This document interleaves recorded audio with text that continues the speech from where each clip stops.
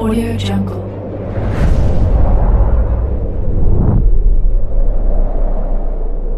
Yo, balik lagi bersama Mimin di Manhwa TV. Kali ini kita akan lanjutkan cerita dari Martial Evolution, Begin by Awakening the King of Monster. Mimin infokan kembali bagi teman-teman yang ingin menonton video terbaru lebih cepat, silahkan bergabung menjadi member di channel ini dengan biaya 10k per bulannya. Jika tidak, teman-teman bisa bersabar lebih dulu selama 2-3 hari untuk menonton video tersebut. Tanpa berlama-lama, yuk kita masuk ke disclaimer dulu.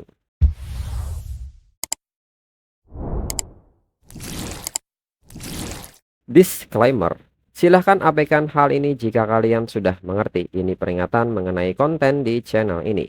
Video ini berisi alur cerita komik yang mempermudah bagi teman-teman untuk mengetahui isi ceritanya dan memahami alur ceritanya. Jika ada kesamaan tokoh, tempat, maupun isu yang sedang hangat, itu benar-benar tidak disengaja. Dan peringatan bagi teman-teman untuk tidak mencontoh atau meniru perkataan maupun perbuatan yang tidak baik yang ada di video ini. Karena cerita ini hanyalah fiktif belaka. Jika mengerti, yuk kita masuk ke ceritanya. Lalu Yihe tiba-tiba mencium bau darah. Dengan cepat Yihe mengikuti aroma ini. Kalau hanya bau darah biasa, dirinya tidak akan peduli. Tapi bau ini memang mengandung sesuatu yang lebih tersembunyi, liar seperti arus bawah laut yang mematikan. Penuh dengan aura pembunuh dan dosa, sampai-sampai membangkitkan killing intens dalam dirinya. Dengan ini dirinya harus menemukan sumbernya. Namun saat Yihe sampai di sumber baunya, Yihe pun agak bingung aroma itu berasal dari seorang gadis kecil. Yihe pun kaget saat mengetahui bahwa sumbernya berasal dari gadis kecil nan imut ini. Yihe bertanya-tanya apakah gadis kecil ini benar-benar memiliki aura yang menakutkan itu. Dirinya pasti salah lihat.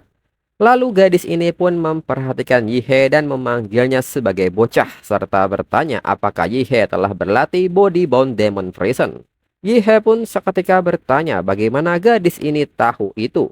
Yihe pun menilai bahwa gadis ini terlihat seperti anak kecil, tapi bicaranya seperti orang tua pemarah. Dan apakah dia baru saja memanggil dirinya dengan sebutan bocah? Si gadis pun mengaku bahwa itu semua karena dirinya yang membantu Xiaohu menyempurnakan seni bela diri itu.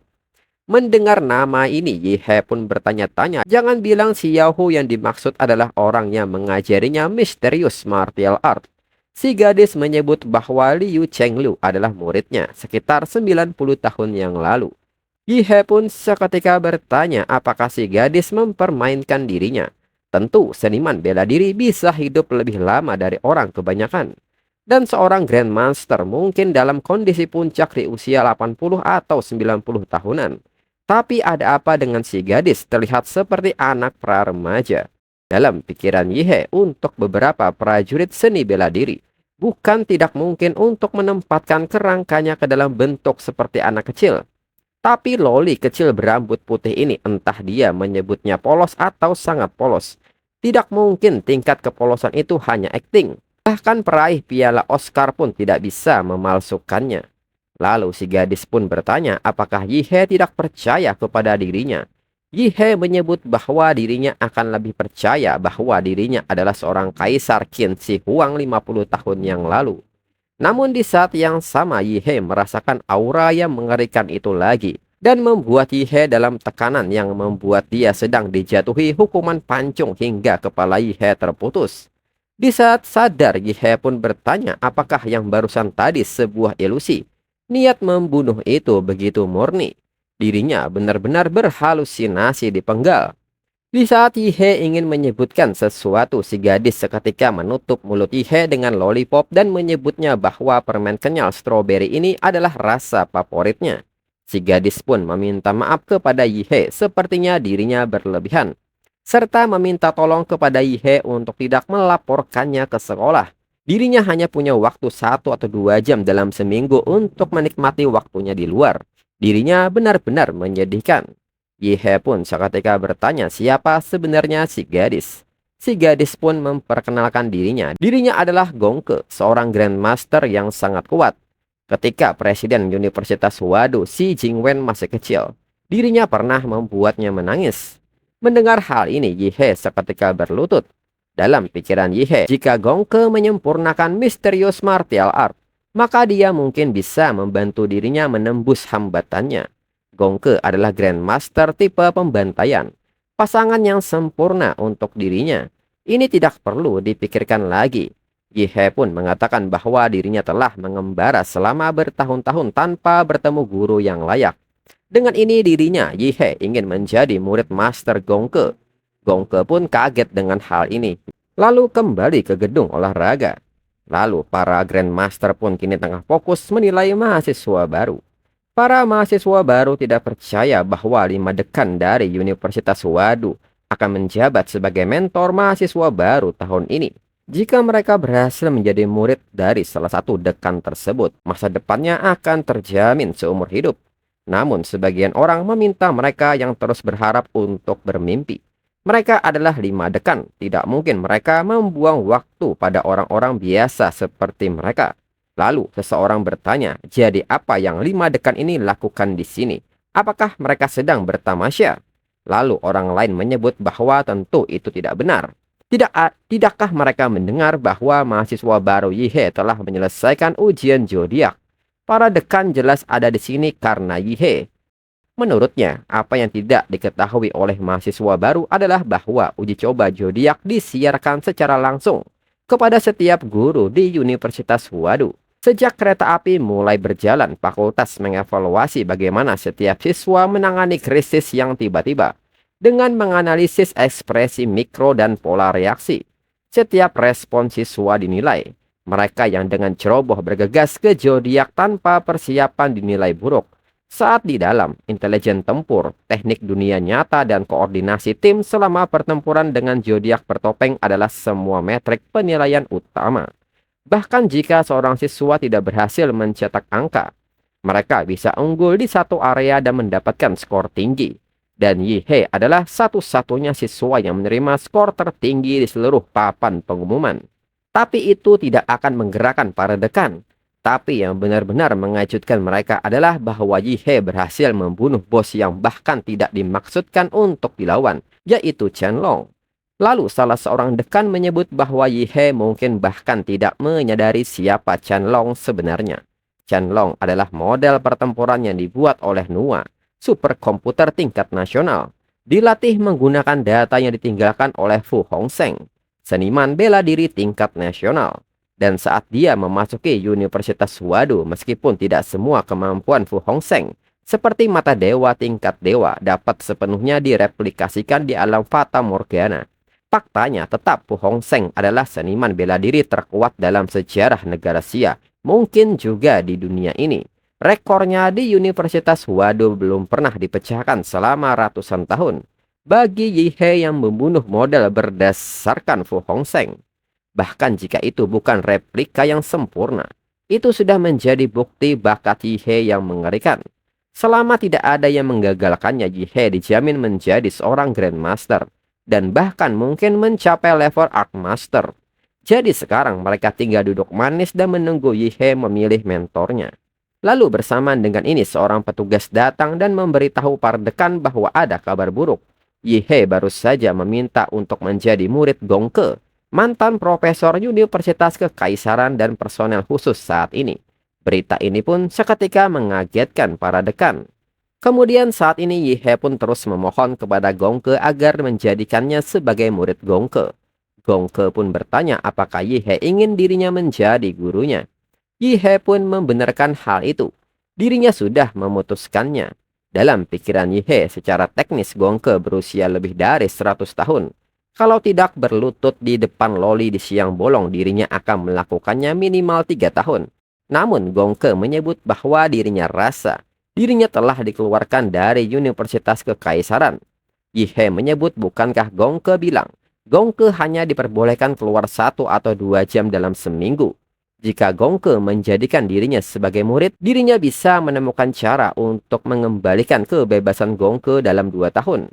Mendengar hal ini mata Gongke seketika bersinar dan menyetujuinya. Namun di saat itu sebuah portal terbuka dan meminta Yihe untuk menunggu. Dan ternyata itu adalah kelima dekan. Gongke pun merasa risih dan menyebut bahwa ini dia orang-orang yang suka ikut campur. Lalu salah satu dekan dengan badan batu bertanya kepada Gongke, bukankah mereka sudah sepakat tidak ada kontak dengan siswa selama jam istirahatnya? Dan kondisi mental Gongke saat ini tidak cocok untuk menjadi mentor. Dekan yang lain pun membenarkan hal ini. Gongke harus segera pulang. Gongke pun seketika bertanya soal diminta balik ke rumah ini. Gongke pun bertanya siapa nama Yihe. Yihe pun memanggil Gongke dengan sebutan guru dan memberitahu namanya. Dan seketika Gongke mengajak Yihe untuk pergi ke rumahnya. Lalu berpindah ke lembaga penelitian Huadu. Yihe pun terus berjalan mengikuti Gongke untuk pulang ke rumahnya. Lalu Yihe bertanya apakah Gongke tinggal jauh dari sini. Gongke membenarkan hal itu, terutama karena selama beberapa dekade dirinya memiliki masalah dan terus menyakiti orang. Jadi Huadu menempatkan dirinya di lembaga penelitian. Untungnya dirinya sudah belajar mengendalikan diri dalam beberapa tahun terakhir.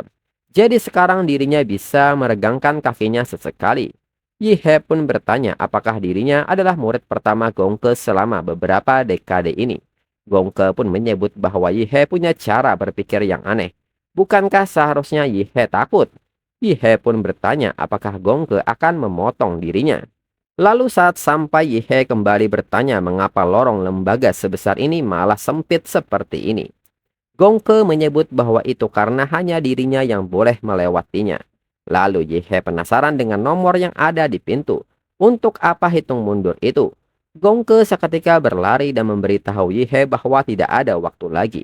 Dan meminta Yihe untuk masuk ke dalam sekarang. Yihe yang bingung pun bertanya untuk apa hitung mundur itu. Gongke menyebut bahwa setiap kali dirinya pergi, jam itu mulai berdetak. Jika dirinya tidak kembali tepat waktu, alarm akan berbunyi langsung ke kantor kepala sekolah Huadu. Kemudian akan diburu oleh universitas. Yihe yang mendengar hal ini seketika meluncur melewati lorong tersebut. Dan saat hitung mundur menjadi 0, pintu seketika tertutup rapat. Dan juga muncul sebuah penghalang. Yihe yang melihat hal ini menilai bahwa ada semacam medan magnet di sini. Energi bela dirinya tidak dapat terkumpul dengan baik di luar tubuhnya. Itu berarti teknik bela dirinya akan jauh lebih lemah di sini. Gongke menyebut bahwa ini adalah rumahnya yang merupakan sel kurungannya. Untuk menghentikan dirinya melarikan diri. Si Jingwen dan krunya yang kecil membangunkan dirinya rumah 3 tingkat yang besar ini. Penuh dengan hiburan, ruang pelatihan dan semuanya. Tetapi juga berlapis penekan magnetik berkekuatan tinggi untuk mengganggu energi bela diri. Untuk berjaga-jaga jika dirinya cukup bosan untuk pergi keluar. Mendengar hal ini, Yihe menilai Gongke bilang ini adalah penjara. Tapi ini pada dasarnya adalah suite mewah. Semuanya disediakan. Semua kenyamanan terpenuhi. Lebih seperti mereka telah menempatkan Gongke di sini. Kemudian di sisi lain di kantor Presiden Universitas Huadu, Si Jingwen. Si Jingwen pun menerima laporan dari petugas bahwa ada berita buruk. Yihe baru saja menjadi murid Gongke. Si Jingwen meminta mereka untuk membiarkan Yihe dan mengingatkan mereka kembali bahwa tujuan mereka di Huadu bukanlah untuk membesarkan sekelompok talenta tingkat menengah. Mereka membesarkan satu orang, seseorang yang dapat memikul masa depan negara Xia dan seluruh umat manusia. Ketika seorang jenius sejati muncul, tugas mereka adalah mendukungnya sepenuhnya dan membiarkannya tumbuh dengan bebas. Biarkan Yihe berlatih di bawah Gongke untuk saat ini. Camp pelatihan khusus untuk mahasiswa baru lokal hampir selesai. Yihe akan menjadi batu asah untuk mengasah pedang-pedang muda itu. Mereka pun mengerti. Lalu petugas kembali memberitahu Si Jingwen bahwa Yihe telah memasuki zona kurungan dengan Gongke. Sejauh ini semuanya stabil. Namun menurut analisis prediktif, Gongke yang berperingkat spektral masih memiliki resiko 5% untuk menjadi tidak terkendali ketika dikurung dengan yang lain dalam waktu yang panjang. Yihe mempunyai peluang 9,7% kesempatan bertahan hidup sampai diselamatkan. Dan bahkan jika diselamatkan, peluangnya 95,5% untuk tidak selamat. Si Jingwen mengatakan bahwa kelas khusus pertarung adalah narapidana hukuman mati dengan kekuatan besar, atau seniman bela diri dengan kekuatan yang tidak terkendali karena keadaan khusus. Negara membatasi kebebasan mereka selama masa damai. Tetapi ketika negara Xia menghadapi krisis yang sebenarnya, Mereka dikerahkan di garis depan sebagai senjata tingkat nasional. Menghadapi seseorang seperti itu, Yihe pasti siap mati. Tanpa kesiapan seperti itu, bagaimana Yihe bisa berjalan di jalan pembantaian? Negara Xia kehabisan waktu. Orang-orang bodoh dari Federasi Bigton Utara dan para orang gila yang sesat dari negara keturunan dewa menyembah teknologi alam rahasia. Mereka semua menjadi gelisah. Generasi baru ini harus tumbuh dengan cepat. Lalu berpindah ke ruang kurungan lantai 3 aula pelarian. Gongke menyebut bahwa sudah puluhan tahun sejak dirinya mengajar seseorang. Dengan ini mereka akan mulai dengan latih tanding. Mereka akan lihat di mana batasan Yihe. Yihe pun bertanya apakah Gongke akan menekan kultivasinya ke tahap bela diri untuk bertanding dengan dirinya. Mendengar hal ini, Gongke baru ingat dan lupa menekan kultivasinya. Lalu Yihe pun menyebut bahwa dirinya sudah siap sekarang. Dalam pikiran Yihe, dirinya benar-benar tidak ingin menghidupkan kembali ilusi pancong sebelumnya. Dan seketika Gongke pun maju. Yihe yang melihat Gongke maju dengan niat membunuh menilai bahwa Gongke menargetkan bagian vitalnya. Yihe pun bertanya-tanya apa yang terjadi pada pertarungan persahabatan ini. Yihe pun memperkirakan bahwa setidaknya ada 5 pola untuk menghindari hal ini. Tapi setiap kali Gongke menyerangnya sebelum dirinya bergerak, Gongke membaca tubuhnya seperti buku. Dengan ini hanya ada satu pilihan, yaitu hadapi secara langsung. Dengan cepat Yihe mengaktifkan Bloodline di Mola. Dengan sikap memblokir serangan Gongke serta bersiap melepaskan pukulannya. Gongke pun tersenyum lebar dan menyebut bahwa Yihe mencoba menggunakan Bloodline Awakening untuk meningkatkan kecepatan bertahan dan melawan sekaligus. Gongke pun menyebut itu tidak buruk, namun sayangnya dirinya lebih cepat dari Yihe. Hingga Gongke nampak melenturkan tubuhnya dan mencengkram kedua lengan Yihe layaknya ular dan mematahkannya. Hingga Yihe mengeluarkan teriakan yang sangat menyakitkan. Yihe yang kembali ke wujud manusianya menyebut Gongke benar-benar tidak menahan dirinya. Bloodline Awakeningnya dipaksa ke keadaan semula. Gongke tersenyum dan menyebut bahwa dirinya sudah lama tidak merasakan darah. Yihe menyebut bahwa dirinya tidak sebanding dengan Gongke dalam hal seni bela diri. Dirinya akan menggunakan beberapa teknik yang tidak adil sekarang. Untuk itu Yihe meminta Gongke untuk memberikan bimbingannya. Kembali Yihe mencoba menggunakan Bloodline Awakeningnya. Yihe pun menilai bahwa dirinya beruntung telah memaksimalkan template Titan Kolosal dalam semalam. Lalu Gongke bertanya soal skill bela diri dengan kekuatan seperti itu. Apakah Yihe benar-benar masih bisa disebut murid bela diri? Sepertinya dirinya telah menerima murid yang cukup mengerikan. Lalu Gongke pun menanggapi keinginan Yihe. Sebagai gurunya, dirinya rasa sebaiknya Yihe tunjukkan juga beberapa skill yang sesungguhnya. Dan kembali Gongke melepaskan gelombang serangannya. Dan mengenai Yihe yang sedang bertransformasi hingga ledakan pun terjadi. Namun nyatanya serangan itu tidak berdampak dan kini Yihe menggunakan bentuk pecahan leluhur dari Titan Kolosal yaitu Mecha Beast Anthropomorph. Gongke yang melihat bentuk ini pun cukup kaget dan seketika bersemangat. Yihe pun kini mencoba melepaskan pukulannya. Di saat pukulan datang, Gongke pun menarik napasnya yang cukup panjang dan melepaskan pukulan layaknya tombak. Dan saat pukulan beradu, lengan Yihe seketika hancur. Yihe pun menilai, berdasarkan cangkang luar Kaisar Kosmik ini terbentuk dari daging Titan Kolosal. Pertahanannya setidaknya puluhan kali lebih besar daripada Titan Kolosal biasa. Tapi Gongke hanya merobeknya seperti tidak ada apa-apa. Lalu Gongke pun menyebut Yihe sebagai bocah nakal dan bertanya apakah Yihe bersembunyi di dalam mulut baju besi ini. Kembali Yihe menilai bahwa skill deteksi Gongke mengerikan. Dirinya telah sepenuhnya mematikan semua fungsi kehidupan dari tubuh aslinya. Dan Gongke masih menyadarinya. Gongke pun kini bersiap menyerang kembali dan meminta Yihe untuk keluar sekarang. Sebelum dirinya membuat Yihe terpenggal.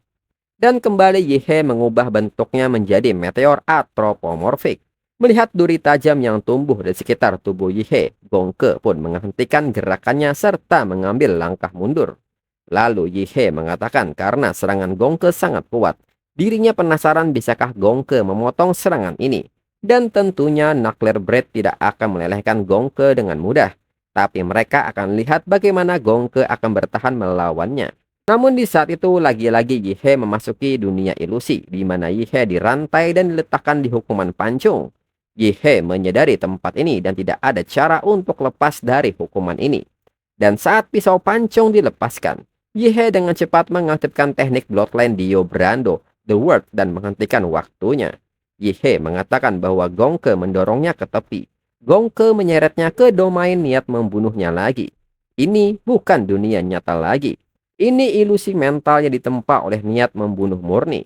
Untuk melepaskan diri darinya, dirinya harus melawan dengan kekuatan spiritual. Hingga kini Dio Brando memukul teknik ilusi ini secara bertubi-tubi dan memicu retakan dimensi hingga dimensi ini pecah.